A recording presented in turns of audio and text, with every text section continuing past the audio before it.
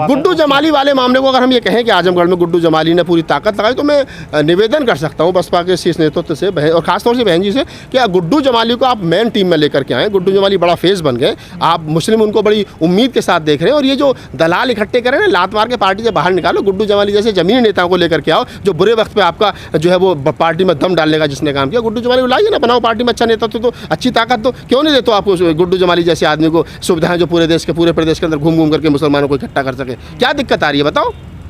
तो ये तो देना पड़ेगा, जो मेहनती आदमी उसको आगे लाना पड़ेगा। और ये जो 3-3 हज़ार मीटर के कुर्ते पजामे पहने उनको पीछा करना पड़ेगा। 13% से 29% पे आना गुड्डू जमाली की वजह। मैं वही कह रहा हूँ गजेंद्र जी कि 13 पर जहाँ 10 की 10 सीट जो है वो सपा जीती थी, वहाँ वो सेकंड नंबर पर रह गई और हम थोड़े से वोट्स पे थर्ड नंबर पर रह गए। गुड्डू जमाली ने थोड़ी सी मेहनत और कर ली थी तो साथ सांसद बन जाते वो वहाँ।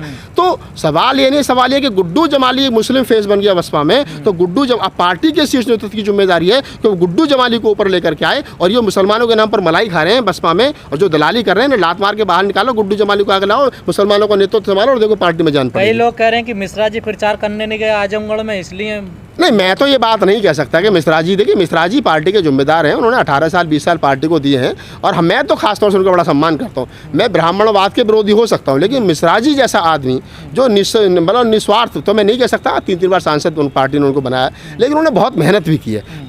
ब्राह्मणों ने वोट नहीं दिया कि अलग बात है, तो पार्टी ने अब तो दिया है। नहीं, मैं कह रहा हूँ ना कि अगर ऐसे तो बहुत सारे लोग हैं, ऐसे तो मुनकाद अली को भी कह सकते हैं 2-3 बार उनको राज्यसभा सांसद बनाया, तो मुसलमानों ने तो वोट नहीं दिया ना।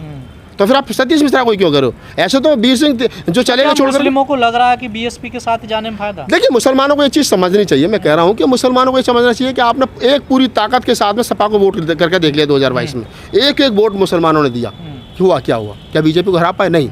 अब ये मुसलमानों को बात समझनी चाहिए कि बसपा के पास में उसका परंपरागत वोट जो है वो 22% है। अगर मुस्लिम उसमें प्लस हो जाता है तो वो 40% के आसपास पहुंच जाता है। तो अगर बसपा को, बीजेपी को कोई हरा सकता है तो वो सिर्फ बसपा हरा सकती है। समाजवादी पार्टी के पास में जो कैडर वोट है, जिसको हम यादव वोट कहते हैं, वो 7% है और वो भी पूरा कभी मिलता नहीं है किसी को, 7-8% है। तो 7 में अगर 21 भी जोड़ दोगे तो 29 हो जाएगा। अगले से ज़्यादा पूरी ताकत से लड़े और 5-7 सहयोगी दलों के साथ लड़े तो 30-32% पर पहुँच गए। क्या कर लिया? कुछ हो थोड़ी गया।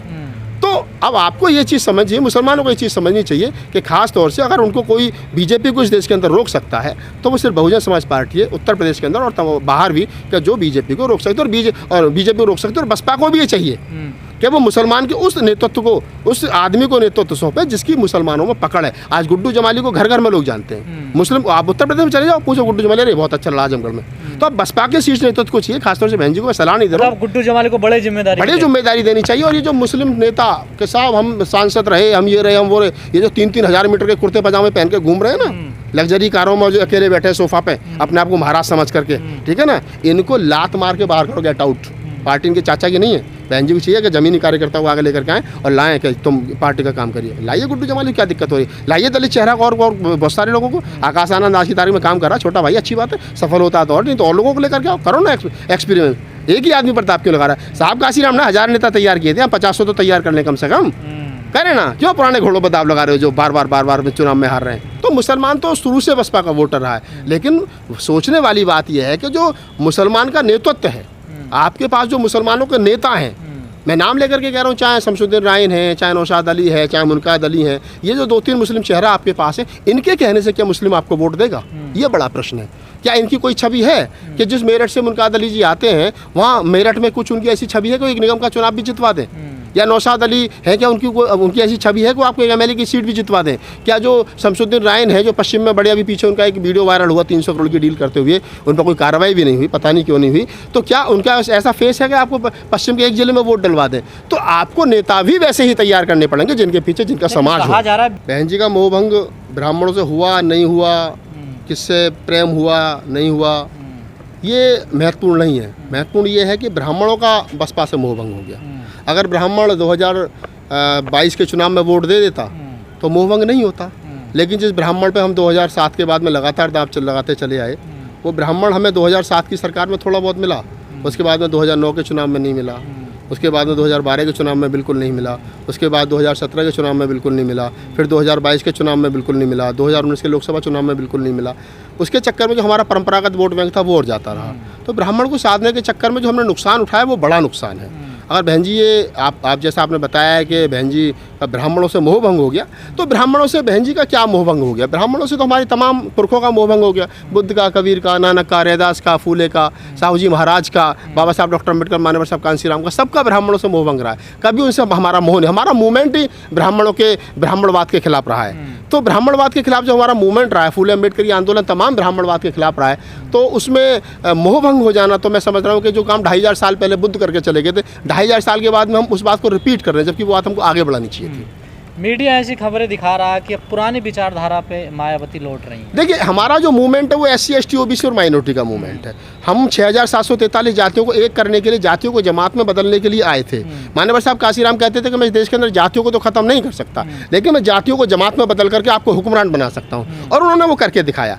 पटेल हमारा वोटर होता था, कांसी हमारा वोटर होता था, कुशवाहा, साक्य, मौर्य, पटेल, ये जो पूर्वांचल का मेन वोटर था, ये हमारा बसपा का कैडर वोटर था, निषाद हमारा वोटर था। आज आप देखिए कि वो छोटे छोटे जो 2-4% लोग हैं, वो अपनी पार्टी बना करके तो 5-5, 10-10 MLA जीत करके बैठे हैं। और मान्यवर साहब काशीराम ने जो बड़ा कुटुंब इकट्ठा किया था, बड़ा कुनबा इकट्ठा किया था, आज हम एक MLA पर सिमट गए। उसके पीछे कहीं ना कहीं तो कारण, कुछ ना कुछ तो कारण रहे हैं। तो पार्टी के बड़े शीर्ष नेतृत्व को उस पर मतलब विचार करना चाहिए। और अगर आज बहन जी ये कह रहे हैं कि ब्राह्मणों की वजह से नुकसान हुआ है, तो चलिए, देर आए दुरुस्त आए, अच्छी बात है। उनको ये बात स्वीकार करनी चाहिए कि ब्राह्मणों की वजह से नुकसान हुआ है। बहन जी का जोर अब लगता है कि दलित मुस्लिम गठजोड़ की तरफ है। देखिए, दलित मुस्लिम गठजोड़, मैं फिर वही बात कर रहा हूँ गजेंद्र जी, मैं बसपा का एक जिम्मेदार मेंबर होने के नाते, सदस्य होने के नाते, कि बहन जी जो ये कह रही है कि हमारा बहन जी का जो पूरी फोकस है वो दलित और मुसलमानों पर है, तो दलित और मुसलमानों की राजनीति तो शुरू से रही है। बाबा साहब डॉक्टर अम्बेडकर को मुसलमानों ने राज्यसभा में भेजा, और हमारे बहुत सारे उदाहरण हैं। मान्यवर साहब काशीराम को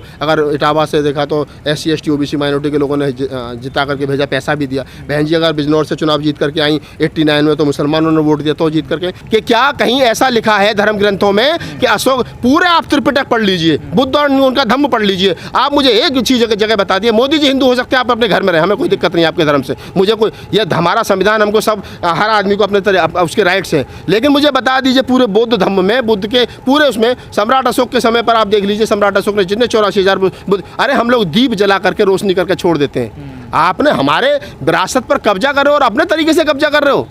आप उस पर पूजा पाठ करके, घंटी बजा करके, शंख बजा करके क्या साबित करना चाहते हो?